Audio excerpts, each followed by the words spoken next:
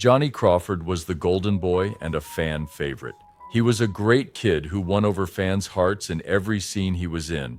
But was his real life as perfect as his character in the movies? Today, we'll reveal some of Johnny's deepest secrets, even the ones that led to his death. Johnny was a famous American actor, singer, and drummer who worked on TV shows in the 1960s and 1980s. He played Mark McCain in The Rifleman and one of the original Mickey Mouse Club characters. He was a natural fit for the part, and sometimes he was so good at it that people forgot who Johnny and Mark were. These aren't just empty claims. The kid was nominated for an Emmy when he was only 13. Fame's managers were pretty good because they didn't just let him do The Rifleman. They also pushed him into other areas of show business. He was a star in music because everything he put out sold out right away. He was a great actor, but you might not know that he wasn't always paid for his work. He liked to surprise people, but the surprise he gave his fans in 2021 broke their hearts. All of these questions lead to the biggest one. If you want to know why someone so great had to die with so many regrets, you'll have to read all the way to the end. Crawford was born on March 26, 1946 in Los Angeles, to Betty and Robert Lawrence Crawford Sr. His maternal grandparents were from Belgium, and his maternal grandfather was a farmer. Alfred Eugene Mirren was a famous violinist. He grew up in a loving home with 3 siblings, Corridan, Robert, and Nance. By now you should know that he came from a very clear line of family, so his great destiny was handed to him in a silver platter. It wasn't like he didn't have any talent of his own. In fact, Johnny and his older brother Robert became 3 people, including the brothers from the show Laramie, and their father Robert Sr. were nominated for Emmy Awards. The brothers were nominated for acting, and their father was nominated for film editing. He already had a great portfolio, so when he was 9, his parents pushed him to try out for a part as a mouse CER on the Mickey Mouse Club. The producers took one look at him and decided that this young boy was the best person for the part. Johnny knew right away that he wanted the part and didn't think twice about it. Now for the big surprise. Did you know that ABC never paid Johnny? Well, to be more specific, Johnny and his parents told his agent that payment wasn't needed because it was more of a gesture to ABC since they didn't plan to pay him. Most people would think this was a terrible thing to do to a child, but it wasn't wrong for families like them don't care about money, because what they're getting by having their son play that part is much more valuable. Fame that will take their son to heights in Hollywood that they have never seen themselves. This little trick of theirs paid off 100 times over when he started getting more and more roles. He got his start as one of the 24 original mice on Disney's The Mickey Mouse Club in 1955, where he played many roles on the Red Team. His brother Bobby also became a TV star by appearing on the show. At the end of the first season, he quit his job because he had gotten what he needed from them. He left ABC and quickly became a part of his first movie, Sons of Katie Elder. He starred with John Wayne. Don't worry, is Wayne related to Batman or not? By being in this movie, he gained the second important thing an entertainer needs: confidence. He went on to be in many other major movies like The Little Boy Lost. This was Crawford's big break as an actor because it was a Lou Video Theater production. Released on March 15, 1956, he also appeared in one of the few color episodes of the popular Western series The Lone Ranger in 1956. He started freelancing and worked as an actor for 2.5 years, getting almost 60 TV credits, including roles in 3 episodes of NBC's The Loretta Young Show, and an episode of the crime drama He played Sheriff of Coys in the season 1 finale of The Restless Gun in 1958, and he gained even more fame when he played Bobby Adams in the drama Courage of Black Beauty that same year.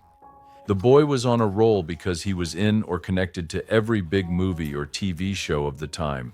He played Tommy Peel in the 1958 episode The Dealer of Tales of Wells Fargo. What do you think happens to a young talent when they are exposed to so much limelight and fame? Fame corrupts the mind. But did it work out the same way for young Johnny? Let's find out. Johnny Crawford's big break came when he was cast in the show The Rifleman. This time he wasn't playing a kid. This time he played Mark McCain, the young son of war veteran Lucas McCain. Again, that famous war veteran is none other than the living legend Chuck Connor. It's a very important role for Chuck because he was one of the first actors to play a single father on live TV. The show ran from 1958 to 1963 and was a huge hit with the whole world. People at the time didn't see this kind of father-son relationship very often, so the sweet and sour father-son relationship and the lessons it taught viewers about life was a new big thing on TV. Johnny was in 168 episodes, and because of these, The Rifleman shot him to the top of fame in Hollywood. Many people thought it was Chuck Connors who gave him his start. Johnny brought him fame and put him in the spotlight, but wait until the end to hear how Johnny saved Connor's career and made him the iconic Rifleman for so long. After that, he became even more famous thanks to The Big Valley, an American Western show that ran from 1965 to 1969 and starred Johnny and Barbara Stanwyck as the big widow of a 19th century rancher, killed his other roles in the movies The Count of Monte Cristo and Cavalcade of America. At this point in his career, Johnny was being used in projects by people who knew he was the Golden Sparrow and that anything he was in would be a hit. Cameos on Rawhide and Hawaii 5, and he was a frequent guest on The Tonight Show with Johnny Carson and The Mike Douglas Show. Johnny was now a symbol of fame and a popular name, and kids wanted to be like him and live his fancy life. Things get interesting now, because this is when Johnny Will Save Connor's story began, when the show's original producers, Levy Gardner Lean Productions, bought the rights from MPY in late 2013. This meant that all 168 episodes could be released at once. The show was very popular in its early seasons, but it ended when our beloved Lucas McCain started dating Miss Millie in the third season. Fans did not like this relationship. McCain's relationship with Millie ended in season 4, but things got hard for Connor because he wasn't getting paid enough and wanted to quit. James Whitmore or John Anderson were almost hired to replace him, but the producers saw that Connor was the best fit for Lucas McCain and kept him. They eventually raised their offer after seeing how well Connors worked with young Johnny Crawford and how politely he interacted with him on screen. Connors accepted the new offer and kept working as the Rifleman. This made him the famous star he is today, and if not for Johnny, he would have been. People forget that Crawford had a close working relationship with Johnny, but their relationship off-screen was, oh boy, you might want to buckle up for this one. Crawford didn't respect Connor as a person. He saw him as a bother and a bad influence.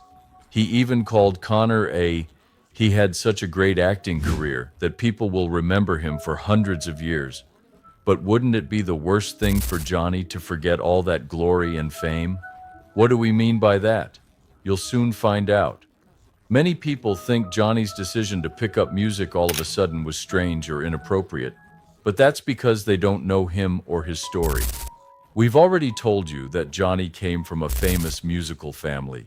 His mother played the pio, and his maternal grandpa, Alfred Eugene Mirren, was a violinist in Germany and Belgium before moving to the United States in 1914. Alfred was a loving husband who taught his wife how to play the violin. Frances how to play the violin, which led to her becoming a violin teacher. Alfred was one of the first violinists for many big orchestras, such as the New York Philharmonic. His daughter had the same musical talent as him and learned to play the piano. Bobby Crawford was another big name in the music business. He started the Crawford Music Corporation with Irving Berlin and produced great Broadway plays and musicals. In 1929, he sold his music catalog to Warner Brothers and left all of his musical wealth to his family, including Johnny. When Johnny got out of the Army, he became interested in Bobby's music while stationed in Queens, New York.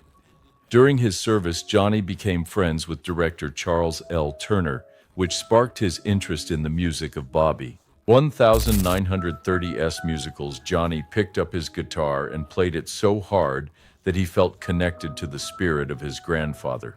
People began to compare him to Bing Crosby and Fred Astaire. By the early 1960s, he had done it. He had practiced and learned all the skills he needed, and now it was time for him to show them. It was time to take things to the next level. He decided to turn his hobby into a career and recorded his first song, Daydreams, in 1961. His fame as the son of the Rifleman helped him get fans right away, and he signed with Deli Records. With their help, many of his songs made it to the Billboard Top 100 charts.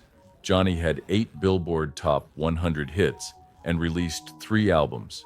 He didn't forget to follow in his grandfather's footsteps and start the Johnny Crawford Dance Orchestra, which played big band jazz and swing music.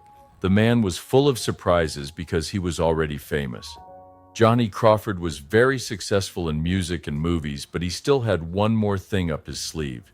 He was a die-hard fan of rodeo and was a member of both the Professional Rodeo Cowboys Association and the American Junior Rodeo Association.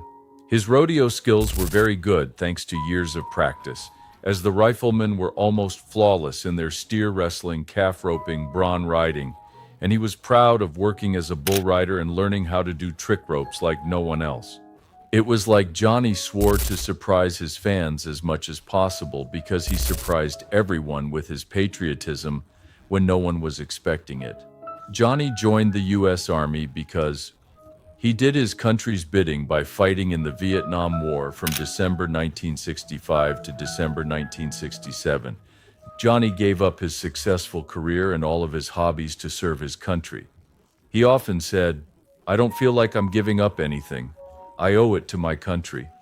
His military career began with basic training at Fort Bliss, Texas, and led to the Army photo. Johnny used to make jokes about Jay by saying that military haircuts were like scalping in the past in his letters home back at the Army Pictorial Center. He loved making training films because they helped him prepare soldiers for battle and also helped him improve his career. He was honorably discharged in December 1967 after becoming a fully fledged Sergeant. Johnny came back from the military a stronger man who focused on his career and his family. Once he felt like he was well established, he contacted his high school sweetheart, Charlotte Samko, in 1990. After 5 years of dating, they decided it was time to get married. Johnny was one of the luckiest men in Hollywood because he never had to divorce or break up with a woman, and their marriage was as strong as a bull. Johnny never had any children of his own. He had his own problems, but that didn't stop him from being a father. He raised his 2 stepdaughters, Brenda and Jamie, with love and lived happily ever after with them. Johnny loved working with his family. He and his brother Bobby starred together in the Mickey Mouse Club and later formed a musical duo called the Crawford Brothers.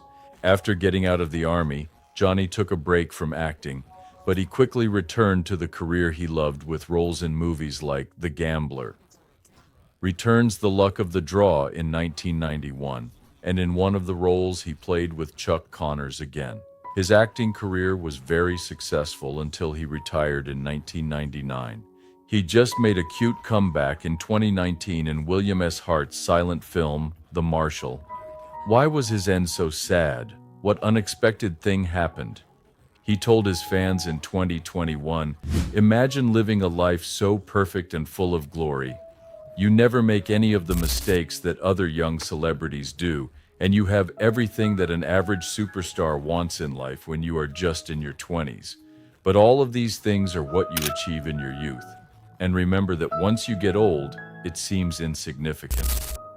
Johnny didn't have that luxury because he was diagnosed with Alzheimer's disease and couldn't remember all that fame. He was surrounded by people who, on his deathbed, he never recognized them.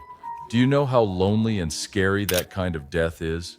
It was a big punishment that Lady Luck gave him. A GoFundMe effort was started to help pay for his medical bills. At that time, he was worth about $500,000, but most of it was in investments. Then the shocking hero shocked fans again when they heard that our beloved Johnny Crawford had died on April 29, 2021, He didn't die of Alzheimer's, but from COVID-19. Rest in peace, Johnny Crawford. You will always be remembered as a shining tear in the minds of everyone.